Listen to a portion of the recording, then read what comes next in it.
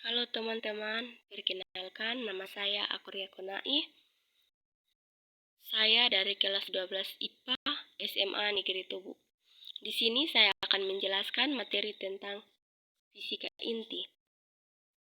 Fisika inti atau fisika nuklir dalam bahasa Inggris dikenal sebagai nuklir phys adalah cabang ilmu fisika yang mempelajari tentang struktur inti atom serta interaksi yang terjadi pada penyusunannya. Bagian A, struktur dan lambang inti atom. Inti atom merupakan partikel yang memiliki massa dan bermuatan positif. Struktur ini terdiri atas proton dan neutron yang disebut nukleon. Proton bermuatan positif, sedangkan neutron tidak bermuatan, sehingga rumusnya X pangkat AZ. Keterangan X lambang unsur, A nomor massa, dan Z nomor atom. Ada 3 macam nuklida, yaitu sebagai berikut. Yang pertama, isotop. Nomor atom sama, tetapi nomor massa berbeda. Yang kedua, isoton. Jumlah neutron sama, tetapi nomor massa berbeda.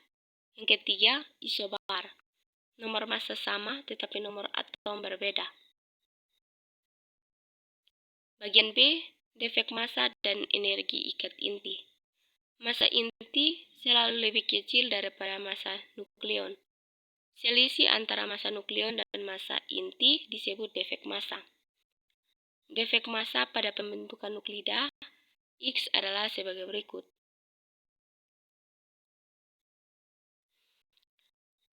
Delta M sama dengan massa proton tambah A kurang Z kali massa neutron kurang massa inti atom. Defek massa sebuah atom tidak hilang begitu saja, melainkan digunakan sebagai energi untuk mengikat nukleon-nukleon dalam inti yang disebut energi ikat inti. Energi ikat inti atau simbolnya biasa E. Bagian C, radioaktivitas. Radioaktivitas merupakan pemancaran spontan partikel-partikel radioaktif oleh inti-inti atom yang tidak stabil. Yang pertama, unsur-unsur radioaktif.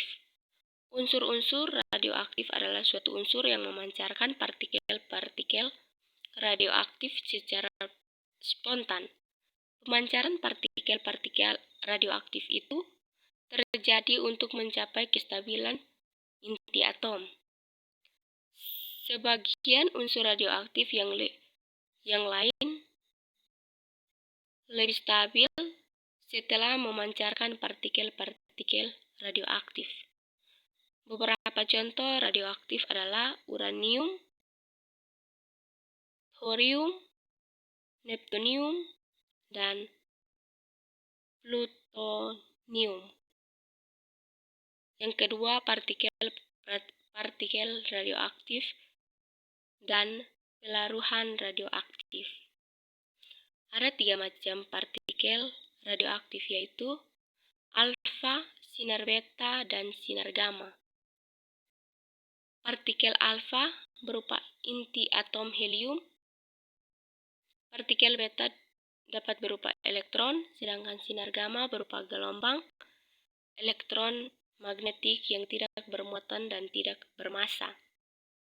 Bagian A, sinar alfa. Sinar alfa bermuatan listrik sehingga bisa dibelokkan oleh medan magnet dan medan listrik. Bagian B, sinar beta. Sinar beta juga bermuatan listrik sehingga bisa dibelokkan oleh medan magnet dan medan listrik. Sinar beta yang berupa elektron memiliki muatan listrik negatif, sedangkan sinar beta berupa pancaran positron memiliki muatan listrik positif. Bagian C, sinar gamma. Sinar gamma berupa gelombang elektron magnetik sehingga tidak bermuatan listrik. karenanya, sinar ini tidak dapat dibelokkan oleh medan magnet maupun medan listrik.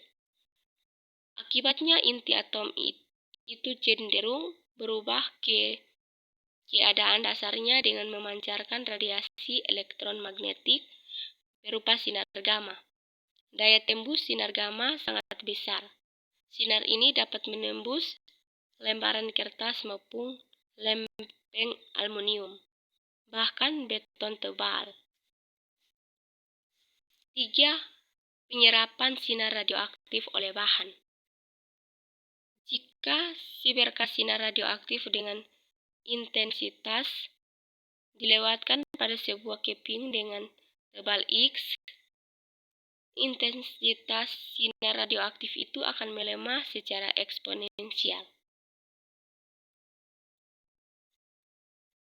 4.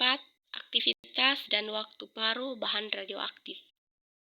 Tingkat radioaktif bahan radioaktif dinyatakan dalam suatu besaran yang disebut aktivitas. Aktivitas 1 Curie atau 1 CI menyatakan banyaknya bahan radioaktif dalam 3,7 kali 10 pangkat 10 disintegrasi per sekon. Satuan C untuk aktivitas adalah becquerel atau beki, di mana 1 beki disintegrasi per sekon. Jika NO adalah aktivitas mula-mula suatu bahan radioaktif, NT adalah aktivitas bahan radioaktif itu setelah T sekon. E adalah bilangan natural, dan P adalah konstanta peluruhan inti radioaktif. Waktu yang diperlukan agar aktivitas bahan radioaktif menjadi setengah aktivitas semula disebut waktu paruh, atau T1/2, mirip dengan perhitungan nilai HVL yang sudah kita pelajari. Waktu paruh dapat ditentukan dengan rumus T1/2 sama dengan 0,693 per Pi. Keterangan T1/2 waktu paruh atau sekon, Pi konstanta laju pelaruhan. 5. Deret radioaktif. Seperti telah diuraikan sebelumnya, unsur-unsur radioaktif mengalami peluruhan menjadi unsur-unsur hasil peluruhan itu masih belum stabil. Unsur-unsur itu akan meluruh lagi menjadi unsur lain yang lebih stabil. Ada 4 jenis deret radioaktif di alam ini, yaitu deret thorium, deret neptunium, deret uranium, dan deret aktinium. Yang pertama, deret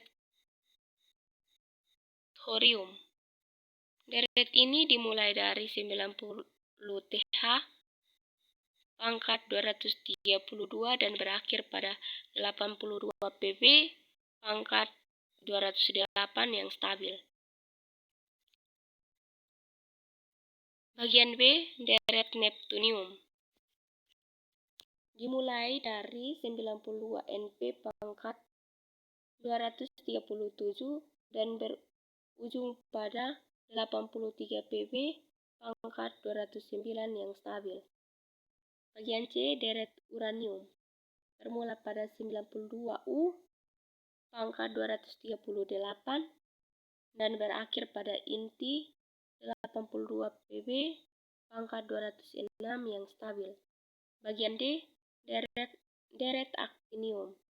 Bermula dari 92 U pangkat 235 dan berakhir pada 82 PB pangkat 207 yang stabil. D. Reaksi inti. Jika saling didekatkan, inti-inti atom akan saling berinteraksi dengan gaya inti atau gaya nuklir yang sangat kuat sehingga terjadi reaksi inti. Reaksi inti dapat dibedakan menjadi reaksi fisi dan reaksi fusi. 1. Reaksi fisi. Reaksi fisi terjadi jika sebuah inti berat membelah menjadi dua inti atom yang lebih ringan. 2. Reaksi fusi. Reaksi fusi adalah reaksi penggabungan dua inti atom ringan membentuk sebuah inti yang lebih berat. Hukum-hukum fisika dalam reaksi inti. Yang pertama, hukum kekekalan. Hukum kekekalan momentum. Besar momentum sebelum dan sesudah tumbukan adalah sama. Bagian B, hukum kekekalan nomor atom. Nomor atom sebelum ada dan sesudah reaksi adalah sama. Bagian C, hukum kekekalan nomor massa. Nomor massa sebelum dan sesudah reaksi adalah sama. D, hukum kekekalan energi. Energi sebelum dan sesudah reaksi adalah sama. Bagian E, teknologi nuklir dan radioisotop. Pada Desember 1942, Enrico Fermi dapat membuktikan bahwa reaksi fiksi dapat dibuat, dan yang penting lagi, reaksi fiksi dapat dikendalikan. 1. Reaktor nuklir merupakan tempat berlangsungnya reaksi inti yang terkendali. Reaktor fusi belum dibuat secara komersial. 2. Pemanfaatan radioisotop. Radioisotop biasanya dibuat dalam reaktor nuklir dengan reaksi yang melibatkan neutron. Radioisotop dimanfaatkan secara luas di berbagai bidang seperti yang pertama, bagian A, radioisotop di bidang kedokteran.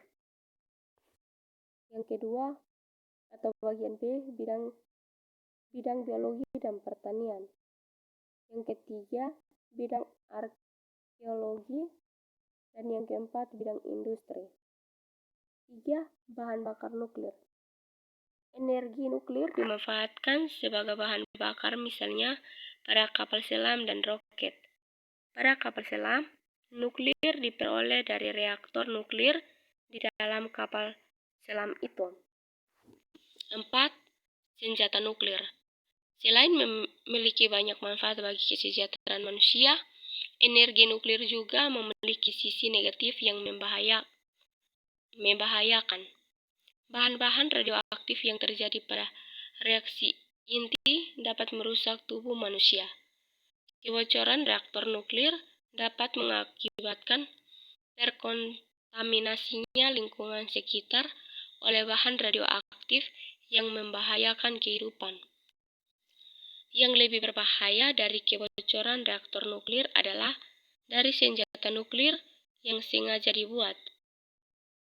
Bom nuklir, baik bom fisi maupun bom fusi, merupakan senjata penghancur masalah yang sangat mengerikan.